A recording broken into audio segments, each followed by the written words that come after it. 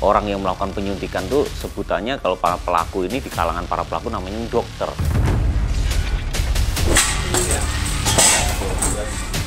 Hukumannya 800 sampai 900 sih. Kalau misalkan kita mau pasang tuh dia agak susah.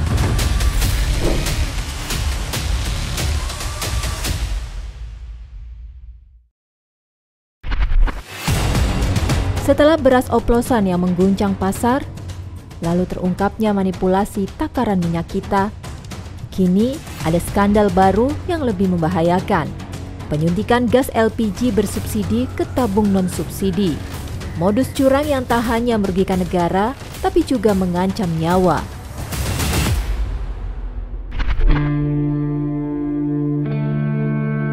Gas LPG sebagai bahan bakar utama bagi jutaan rumah tangga di Indonesia.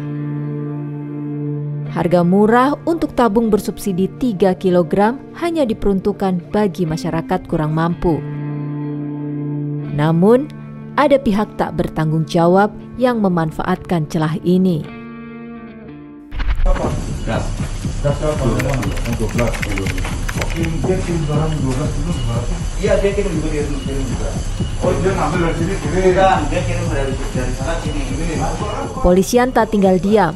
Tim Bareskrim Polri membongkar jaringan pengoplosan gas di 3 lokasi berbeda. Bogor, Bekasi, Jawa Barat, dan Tegal, Jawa Tengah.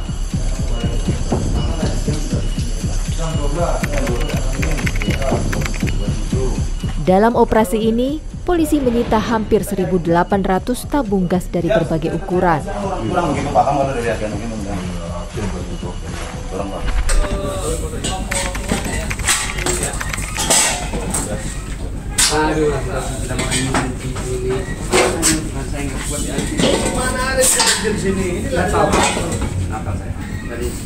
Tapi yang namanya makan gimana Bang? Yang mana banyak komandan, tolong saya. Bapak dari mana? Iya, Bapak Polri. Total barang bukti yang sudah kita sita dari 3 TKP ada 1.797 tabung, 1 bungkus plastik berisi pipa besi atau alat suntik, 1 bungkus plastik berisi segel tabung LPG 12 kg, 1 bungkus plastik berisikan karet sel regulator, 1 set kompor, 6 alat timbang, 2 unit mobil pickup, 1 unit mobil truk, serta 3 buah handphone. Untuk penetapan tersangka, rekan-rekan, bahwa dari hasil pemeriksaan saksi dan barang bukti yang kita temukan di lapangan, penyidik telah melakukan gelar perkara penetapan tersangka, penyalahgunaan liquefied petroleum gas atau LPG yang terjadi di Kabupaten Bogor, Jawa Barat, dengan menetapkan status terhadap terlapor dengan inisial RJ dan K. Untuk pemeriksaan saksi barang bukti, saksi dan barang bukti, penyidik telah melakukan gelar perkara juga untuk penyalahgunaan LPG yang terjadi di Bekasi dengan menetapkan 1 orang tersangka dengan inisial F atau K. Sementara untuk di TKP Tegal, kita telah menetapkan 2 orang tersangka dengan inisial MT dan MM. Tak hanya sekedar penyuntikan, sindikat ini memiliki jaringan distribusi tersendiri. Gas hasil suntikan ini didistribusikan ke pangkalan dan kios di berbagai daerah, lalu dijual dengan harga hampir sama dengan gas resmi.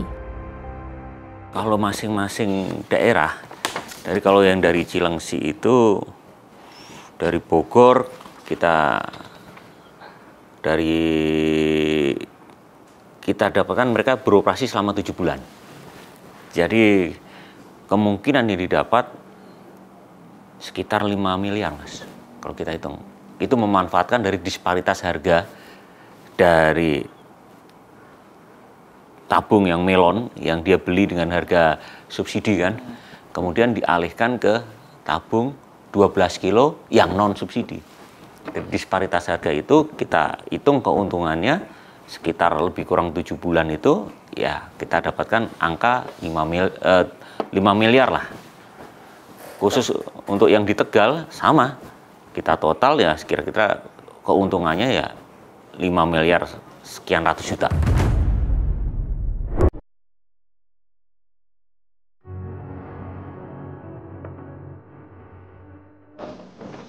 Di tempat inilah, di daerah Setu, Kabupaten Bekasi, Jawa Barat, di mana para pelakunya melakukan aksinya untuk mengoploskan gas atau menyuntikkan gas dari gas yang bersubsidi 3 kg ke gas yang bernom subsidi 12 kg. Di mana dari hasil keuntungan pengoplosan gas tersebut mencapai miliaran rupiah. Inilah cara mereka melakukannya. Pertama, regulator khusus dipasangkan pada 2 tabung LPG. 1 tabung 3 kg sebagai sumber dan 1 tabung 12 kg sebagai target. Kemudian, es batu diletakkan di atas tabung besar, menciptakan perbedaan tekanan.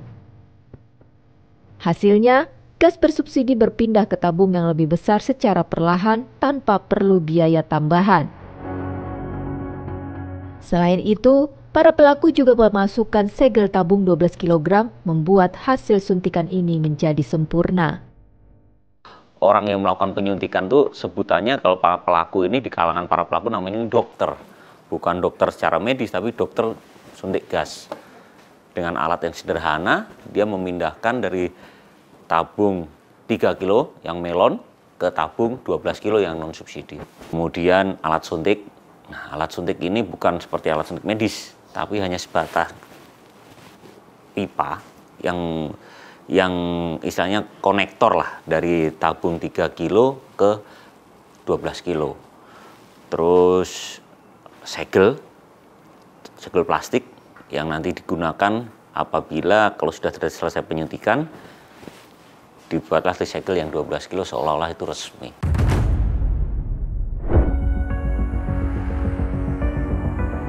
Bisnis gelap ini telah berjalan bertahun-tahun menghasilkan keuntungan miliaran rupiah untuk segelintir orang. Namun, meninggalkan bahaya bagi banyak orang. Bagaimana sebenarnya jaringan ini bekerja?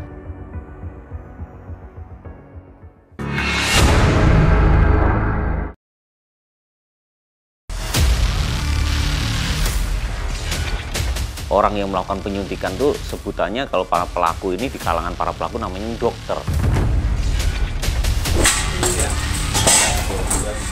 Keuntungannya 800 sampai 900 sih. Kalau misalkan kita mau pasang tuh dia agak susah.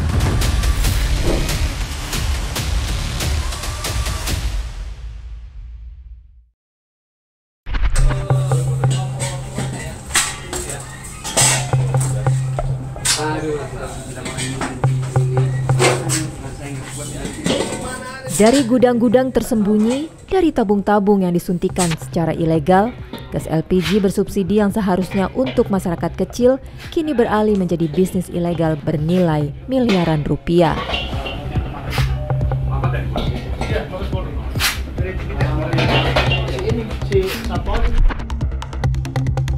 Lalu, dari mana para pelaku mendapatkan gas LPG 3 kg? Ternyata, pelaku membeli dari pangkalan resmi. Tapi ada juga yang mengumpulkan dari warung-warung kecil dengan harga murah. Untuk mendapatkan gas yang hijau itu sendiri, dari mana Bang bisa banyak itu Bang? Dari warung-warung setempat kita ampas.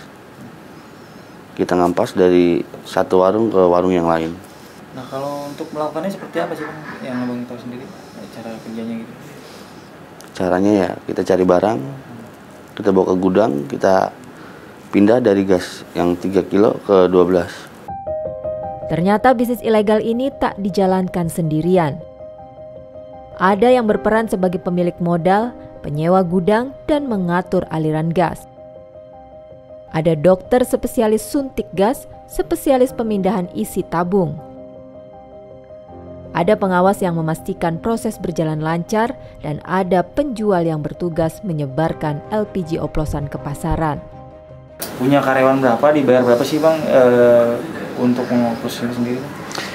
Kalau untuk karyawan kita belum banyak gitu, baru saya sendiri. Saya melakukan sendiri, ya paling hanya ada orang yang membantu untuk bongkar muatnya aja gitu. Itu pun nggak banyak, 1 atau 2 orang. Kalau untuk yang melakukannya saya sendiri.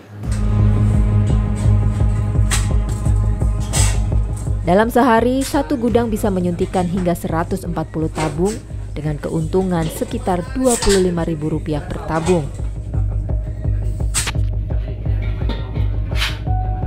Keuntungan per hari bisa mencapai jutaan rupiah. Hari sendiri Bang melakukan penyuntikan itu mampu berapa Bang? Mampu ya paling banyak 2 mobil. 1 mobil itu isi 70. Tuh, itu pun nggak pasti untuk 2 mobil. Yang pasti sih biasa 1 mobil kita. Itu dalam sehari? Dalam sehari. Nah kalau dalam sehari itu keuntungan berapa berarti? Kalau tadi masukin berapa tuh segitu? Saya masukin 4 isinya. Gitu. Keuntungan ya 800 sampai 900.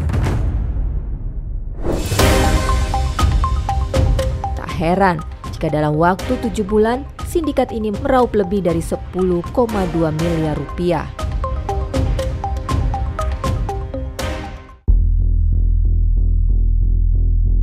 Kepolisian membongkar jaringan ini dari 3 titik utama, yakni Cilengsi, Bekasi, dan Tegal, Jawa Tengah. Tetapi uniknya, jaringan ini bekerja secara terpisah. Tidak ada keterkaitan langsung antara pelaku di setiap wilayah. Dari hasil pemeriksaan, mereka ini terpisah, Mas.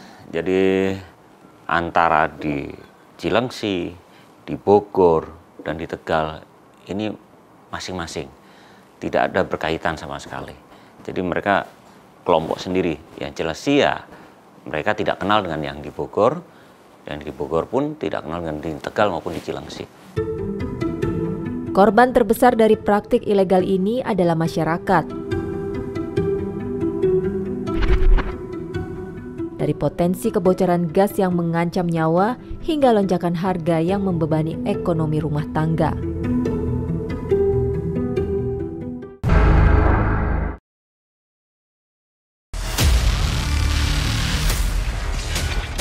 Orang yang melakukan penyuntikan tuh sebutannya kalau para pelaku ini, di kalangan para pelaku namanya dokter. Keuntungannya 800 sampai 900. Kalau misalkan kita mau pasang tuh dia agak susah.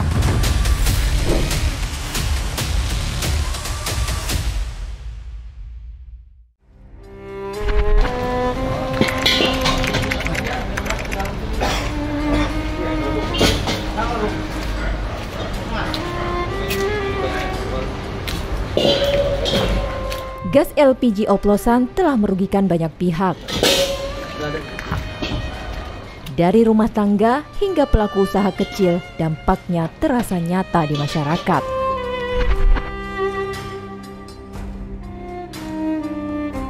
Sebagian mengeluh gas lebih cepat habis, sebagian lagi khawatir dengan resiko kebakaran akibat kebocoran.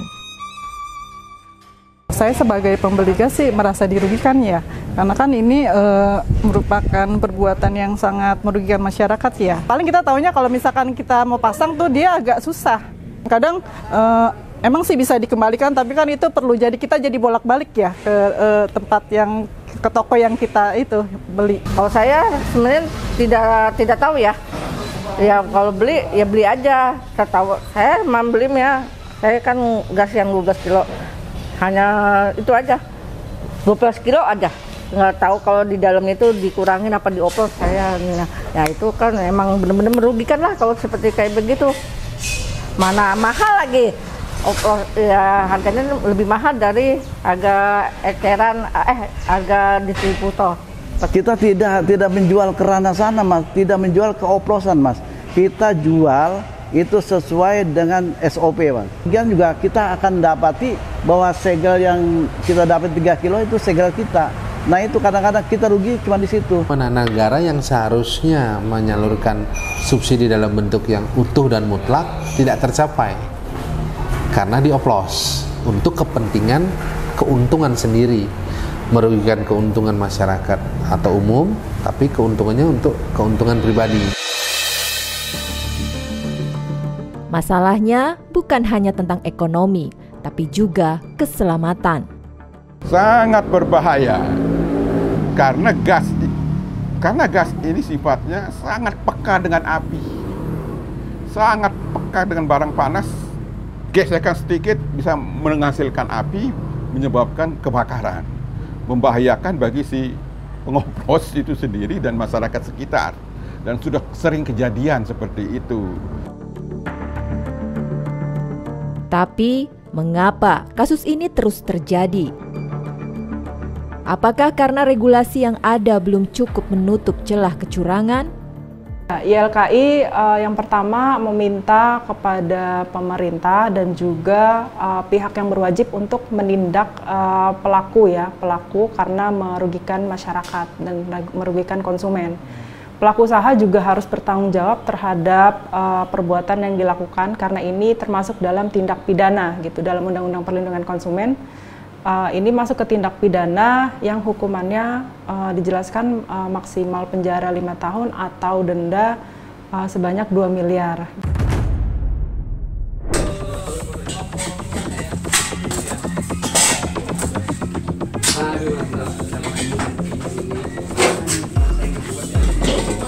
Kasus LPG oplosan bukan hanya tentang hukum, tetapi tentang tanggung jawab bersama.